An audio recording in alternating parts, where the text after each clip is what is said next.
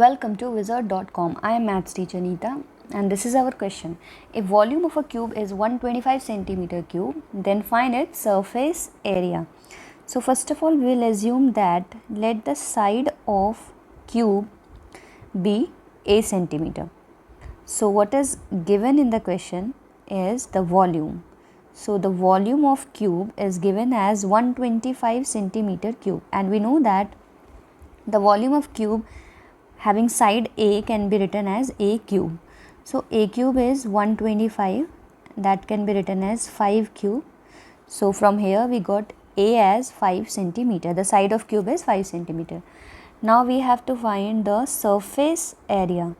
So the surface area of cube is given as 6A square. Let us substitute the value of A as 5 centimeter.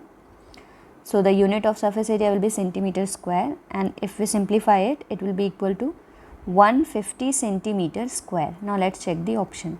150 is D option. Therefore we can say that the answer is option D.